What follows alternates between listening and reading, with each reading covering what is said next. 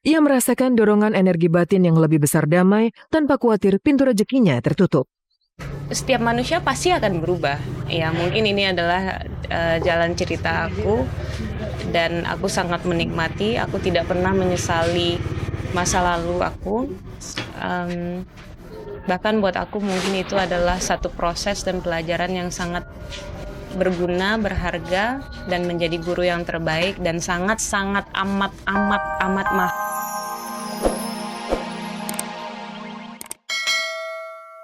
Dewi Sandra menjadi trendsetter mode hijab terkini, padahal sebelumnya ia adalah trendsetter mode fashion hip-hop R&B. Seperti apa metamorfosis seorang Dewi Sandra? Setiap manusia pasti akan berubah.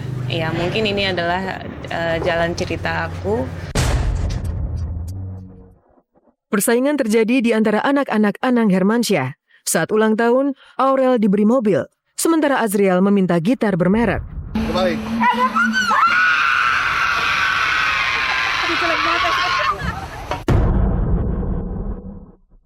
Charlie Van Houten menjalani perjalanan spiritual. Ia napak tilas jejak Wali Songo di Tanah Jawa.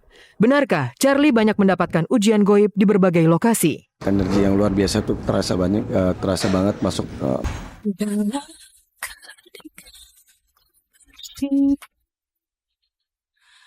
Rasanya saat ini tidak ada pesinetron yang lebih memukau dari seorang Dewi Sandra.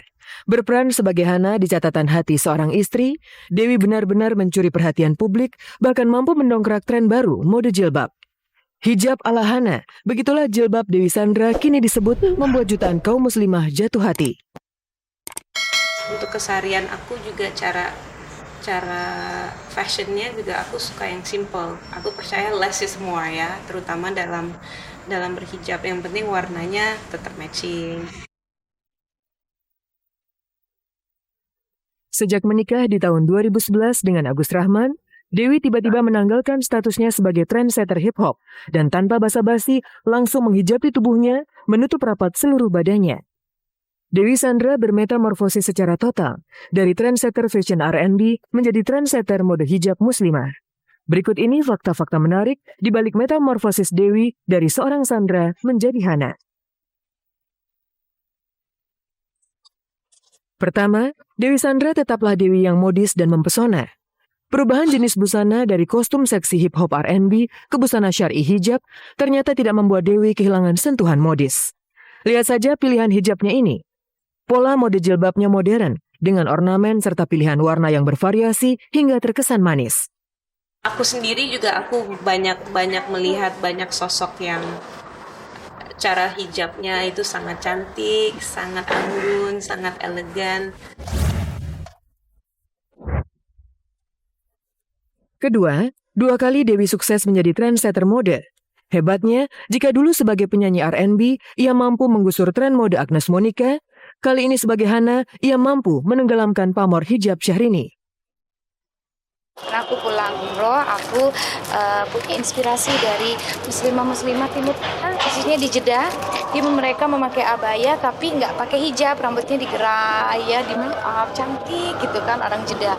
Itu pas pulang umroh terinspirasi, kenapa aku di panggung nggak begitu ya? Karena aku bukan muslimah yang berhijab ya.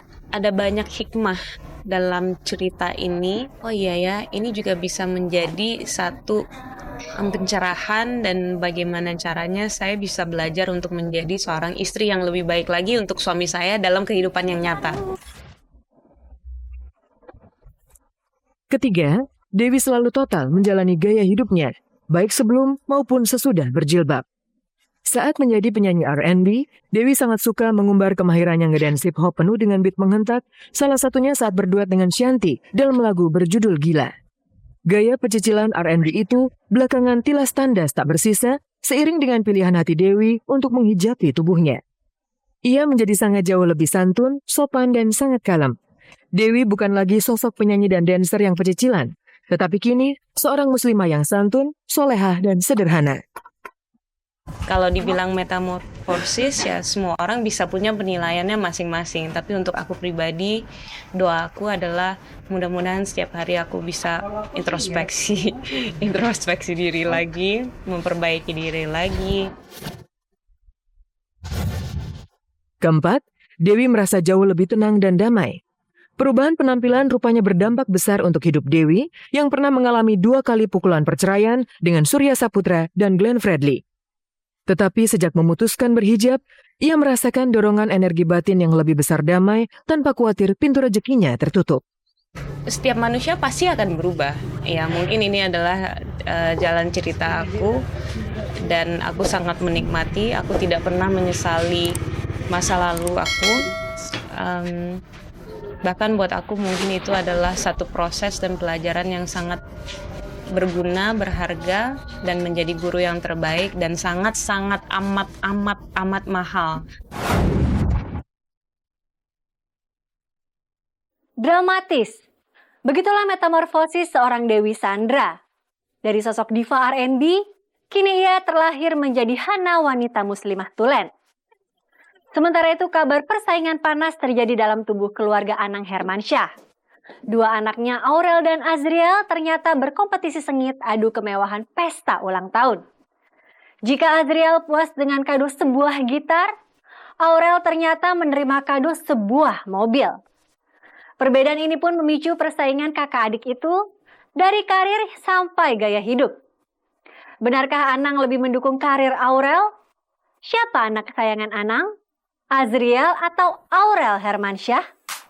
Pemirsa, selama 30 menit ke depan bersama saya Anastasia Vera, inilah kabar aktual yang akan dikupas secara lebih mendalam. Karena tak ada kabar yang tak kami kabarkan, karena kami kabar-kabari.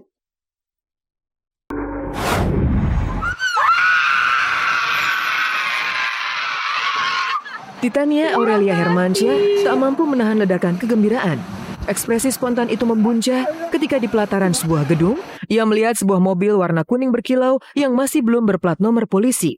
Itulah mobil hadiah ulang tahunnya ke-16 dari Anang dan Ashanti. Aku gak tahu kalau dikasih kadonya ini, Bunda bilangnya tuh tas.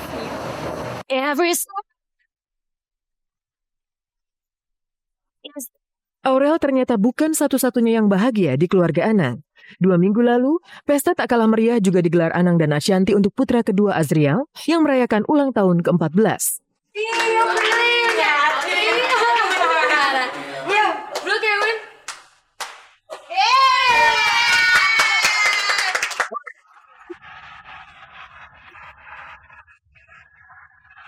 Mobil untuk Aurel dan gitar bermerek untuk Azriel, persaingan kakak adik ini pun kabarnya meluas sampai soal karakter dan gaya hidup. Karena itulah di segmen Versus kali ini, kami sajikan persaingan sengit antara Azriel dan Aurel Hermansyah.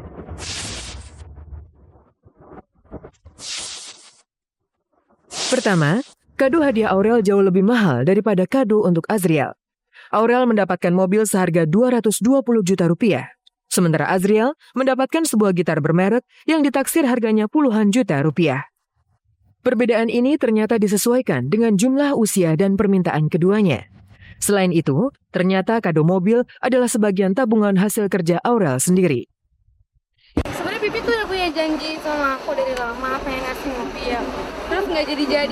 Alhamdulillah, ya memang ini sudah umurnya dia pas mau bisa punya mobil juga kan. Udah mau punya KTP, lagi belajar mobil juga gitu. Tapi tetap belum boleh kalau nanti sampai dia punya SIM.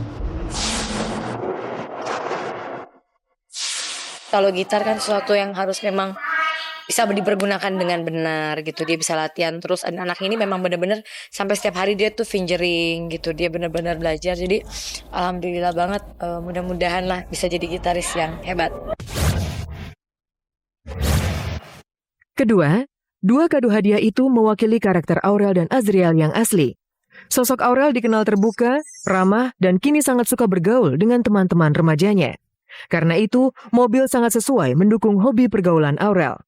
Sebaliknya, sosok Azriel dinilai sangat pendiam, tertutup, dan pemalu.